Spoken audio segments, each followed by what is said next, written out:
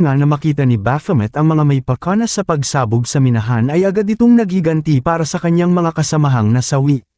Pero dahil din sa galit na yun ay na-activate ang kanyang passive skill na Outburst. Habang naka-activate ang Outburst na passive skill ni Baphomet ay na-activate din ang side effect ng skill. At ito ay ang Berserk kung saan hindi niya makontrol ang sarili sa pagpatay sa mga tao na siyang nakasanayan niya bilang boss ng tower.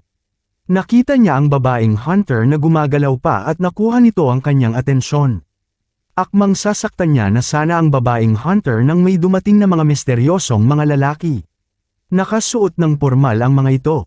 May hinahanap silang grupo ng magnanakaw na hunter pero tila iba yata ang naabutan nila. Nakita sila ni Baphomet at bigla silang inatake nito. Pero habang umaatake si Baphomet ay tila may puting liwanag na nagpakita sa kanya. May maputing kamay na pamitik sa kanyang noo at pinatulog siya nito. Sinabi ng misteryosong puting liwanag sa kanya na kailangan niya munang tumigil. Hindi niya hahayaan na mamamatay siya dito ngayon. Nawalan ng malay si Baphomet sa harap ng mga misteryosong lalaki. Nalito ang dalawang lalaki sa ginawa ni Baphomet at kung bakit bigla itong nahimitay. Habang natutulog ay nananaginip si Baphomet tungkol sa buhay niya sa itaas ng tower. Wala siyang ibang misyon kung hindi ang tapusin ng mga tao na dumadating sa kanyang palapag. Biglang nagbago ang panaginip niya. Sa panaginip na ito ay nasaksak siya ni Raven. Sinabihan siya ni Raven na isa lamang siyang palaka sa balon at masyado daw siyang mahina. Hindi niya ito malalaman kung nanatili siya sa kanyang tower. Biglang nagising si Baphomet sa masamang panaginip na yon. Pero hindi niya alam kung nasaan siya ngayon. Ang huling naaalala niya ay nasa minahan siya. Biglang may lalaking tumawag sa kanya. Sinabi ng misteryosong lalaki na naaalala na niya kung saan siya nakita nito. Siya daw ang scammer ng Century na inakala ng lahat na nag-clear sa Tower of Abyss. Tinanong siya ng lalaki kung mang-e-scam siyang muli o siya talaga ang pumatay sa magnanakaw na hunter. Madaming katanungan ang lalaki sa kanya dahil wala daw siya umanong mga records. Pero nainis si Baphomet at sinuntok ang salamin na naghihiwalay sa kinakatayuan nila. Nabasag ang salamin na sinuntok ni Baphomet at sinabi niya na kung gusto daw siya nitong makilala ay dapat unang magpakilala ito at huwag magtago sa likod ng salamin. Pumasok na nga ang misteryosong lalaki sa loob ng kwarto at tinanong si Baphomet kung kaya niya daw ba siyang patayin. Naalala ni Baphomet si Raven nang makita ang lalaki kaya bigla niya itong inatake. Pero sa isang iglap lang ay napabagsak siya nito. Nagpakilala ang lalaki, siya si Song-on. Sinabi niya na sila ang government guild na kung tawagin ay rogue at isa siyang team manager dito. Sila ay sekretong organisasyon na nagbabante sa mga ginagawa ng mga hunter. Ang hunter na pinatay daw ni Baphomet ay ang mga hunter na hinahabol nila. Ang mga hunter na ito ay maliban sa pagnanakaw, dinudukot din nila ang ibang awaken na mga hunter katulad ng babae sa minahan. May paniniwala daw kasi na kapag napasayo ang internal organ ng awaken na hunter ay tatagal ang iyong buhay. Kaya maraming matatandang mayaman na gusto makakuha ng mga awaken na hunter. Ang ginawa daw ni Baphomet ay nakatulong sa kanila para mapigilan ang mga hunter na ito. Pero nakita nila ang sitwasyon ng mga katawan ng hunters at napagtanto nila na hindi ito maaaring magawa ng ordinaryo o bagong awaken na hunter. At dahil wala ding impormasyon sa pagkatao niya ay napagtanto nila na masyadong delikado ang mga katulad niya. Kaya habang maaga pa ay dapat nang pinuputol ang mga katulad niya. Walang magawa si Baphomet sa lalaking nasa harap niya kung hindi hintayin ang katapusan niya. Biglang tumawa na lang ang lalaki dahil sa ekspresyon ni Baphomet. Sinabi niya na kahit gusto niyang tapusin si Baphomet ay hindi niya itong pwedeng gawin. At isa pa, gusto niya ang pagkatao ni Baphomet. Inalok siya ng lalaki na maging isang hunter ng rogue.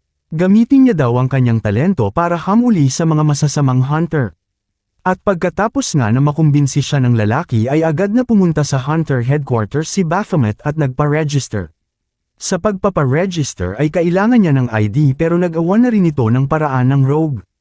Ang kulang na lang ay ang kanyang codename na siyang hiningi naman ng babae sa kanya. Ang codename ay ginagamit ng mga hunter para itago ang kanilang personal na mga pangalan, sa isip niya ay ito na ang kanyang pagkakataon. Pagsisisihan nila na nabigyan siya ng pagkakataon dahil gagawin niya ang lahat para lumakas. At kung sino man ang makarinig ng kanyang pangalan ay manginginig sa takot. Hindi na siya nagdalawang isip at sinabi ang kanyang magiging codename. Baphomet.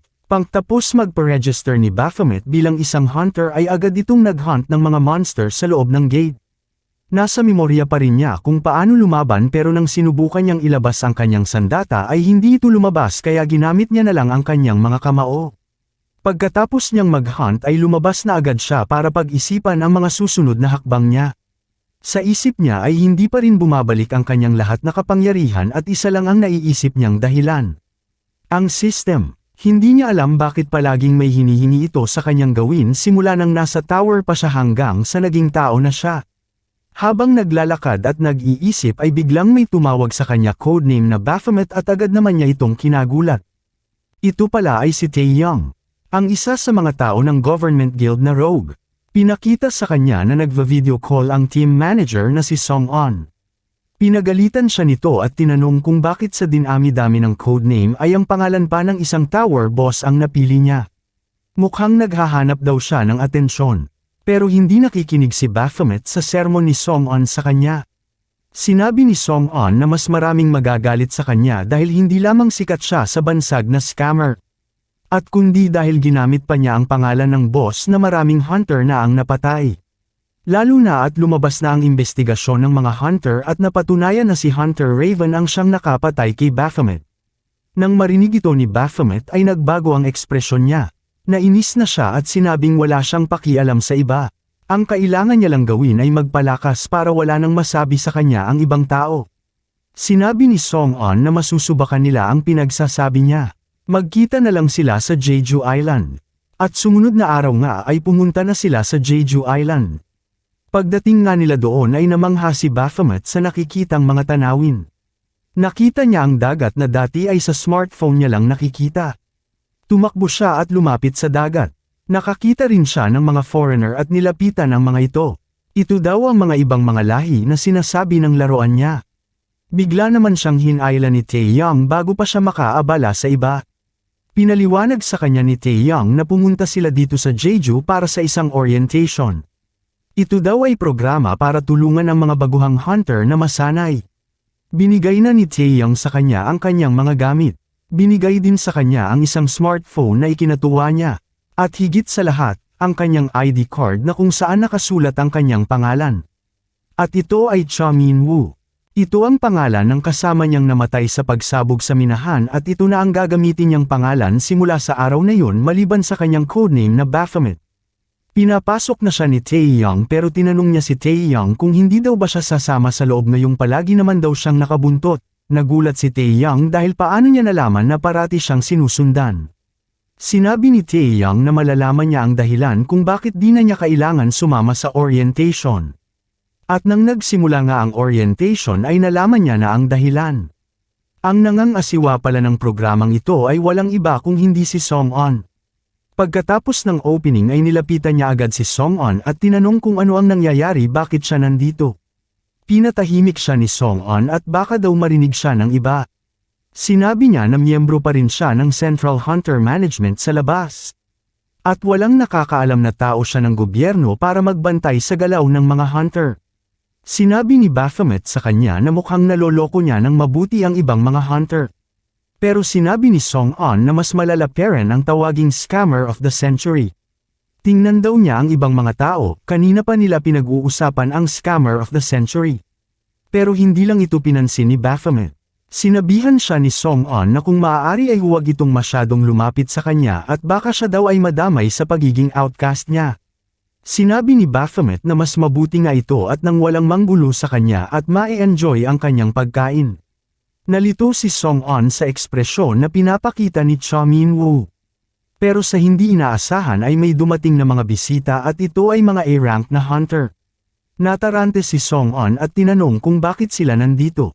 Sinabi ng kasama niyang babae na ngayon din magsisimula ang special training ng mga A-rank. Maganda daw ito at nang makatulong at makaimpluwensya ng mabuti sa mga baguhang hunter. Sa isip ni Song-on ay mabuting impluwensya nga sila sa ibang mga hunter pero maliban sa isa. Pakiramdam niya ay may di magandang mangyayari. Masayang-masaya si Baphomet at handa na siyang tikman ang kanyang pagkain. Pero biglang may bumuhos ng tubig sa kanya. Nagulat ang ibang tao sa nangyari. Ang gumawa nito ay si Leon, isang A-rank hunter. Sinabi ni Leon na gusto niyang makita kung sino ang hunter na si Baphomet pero isang ordinaryong tao lang pala ito. Inawat si Leon ng isang kasama niya at sinabi na maraming nakatingin sa kanila. Humingi siya ng paumanhin kay Cha Min-woo pero sinabi niya na mali rin ang ginawa niyang paggamit sa codename na Baphomet. Maraming kasamahan daw nila ang namatay sa mga kamay ng boss na yun kaya marami ang hindi nagustuhan sa paggamit niya ng ganitong codename. Pero walang pakialam si Cha Min-woo sa kanilang pinagsasabi at binuhos din ang basang pagkain sa kay Leon. Nabigla din ang mga nakakita sa ginawa ni Cha Min-woo habang si Song-an naman ay tila nawala sa sarili. Ikinagalit ito ni Leon pero wala pa ring pakialam si Cha Min-woo. Sinabi niya na ano daw ang masama sa paggamit niya ng codename na ito. Hindi naman mabubuhay si Baphomet kahit gamitin niya ang codename na ito. Mas lalong nagalit si Leon sa pinagsasabi niya. Dagdag pa ni Cha Min-woo ay dapat kung malakas siya at tunay na nag-aalala sa kanyang mga kasama, ay sana siya ang tumalo kay Baphomet. Hindi sila nakasagot. Sinabi din ni Cha Min-woo na siguro ay hindi sila gaano kagaling kaya hindi nila narating ang palapag ni Baphomet. Napikan na si Leon at handa nang saktan si Cha Min-woo. Kahit si Song-an ay di na alam ang gagawin. Iniisip ni Cha Min-woo kung sasanggain ba niya ang suntok o iiwas. Pero kahit ano pa daw ang piliin niya ay siguradong makakakita sila ng dugo. Pero biglang may pumihil sa kay Leon. Ito ay ang nakakabatang kapatid ni Raven. Ang pinakabatang A-rank hunter. Codename Griffin. Nagalit si Leon sa pag-awat ni Griffin sa kanya. Nagsimula na ang dalawa na magtalo pero pumagitna na si Song-an para maiwasan ang gulo.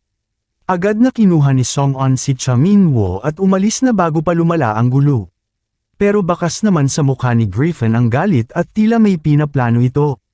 Habang nasa orientation program si Cha Min-woo ay iniisip niya ang pinag-usapan nila ni Song-an. Tinanong ni Cha Min-woo si Song-an kung ano daw ba ang inaasahan niyang gawin matapos siyang bastyusin ng A-rank hunters na yon. Sinagot siya ni Song-an na kailangan niyang magpigil at magtimpi. Pigilan niya ang kanyang sarili at mag-lay low lang sa ngayon. Kahit anong gawin niya daw ngayon ay hindi niya kayang talunin ng isang A-rank at yan ang katotohanan. Lumabas si Woo Min at kumuha ng maiinom pero narinig niyang pinag-uusapan siya ng masama ng ibang mga hunter. Isa daw siyang scammer kaya paanong nakapasok siya dito. Sinuntok niya ang vending machine kaya nagulat at natakot ang mga hunter kaya umalis na lang. Biglang may lumabas na inumin sa vending machine at natuwa si Woo Min dahil nakalibre daw siya. Habang umiinom ay naalala niyang may sinabi ang mga hunter tungkol sa friendly match kaya naisip niya na pumunta at manood para maaliw. Hinamon ni Leon si Griffin sa friendly match na yon. Simple lang ang rules. Kailangan lang kunin ang asul na bandana na nakatali sa braso ng kalaban. Pisikal na lakas lang ang pwedeng gamitin bawal ang paggamit ng skills. Pumunta din si Song-an para manood. Marmaing tagahanga si Griffin lalo na sa mga kababaihan na siyang kinainis naman ni Song-an. Sinimulan na nila ang laban at makikita na nakakasabay si Leon kay Griffin. Hindi lang sa bilis kundi pati na rin sa lakas. Akala ni Leon ay maiisahan na niya si Griffin pero siya pala ang nahulog sa bitag nito. Nakuha ni Griffin ang bandana at siya ang nanalo sa kanilang laban. Pero hindi pa kontento si Griffin at sinabi na gusto pa niya ng isang laban. Tinanong siya kung sino ang gusto niyang makalaban. Walang iba kung hindi si Baphomet. Marami ang nalito dahil A-rank ang status ni Griffin habang si Baphomet ay baguhan pa lang.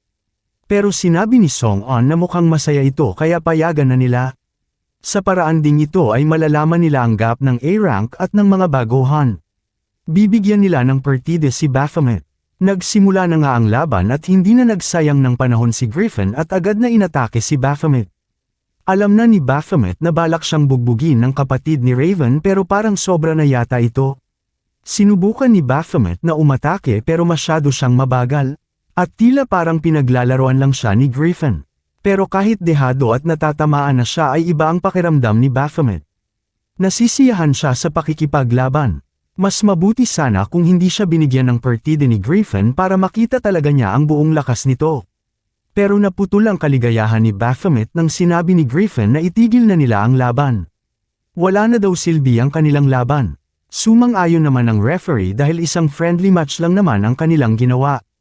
Pero sa isip ni Baphomet ay ayaw pa niyang matapos ito.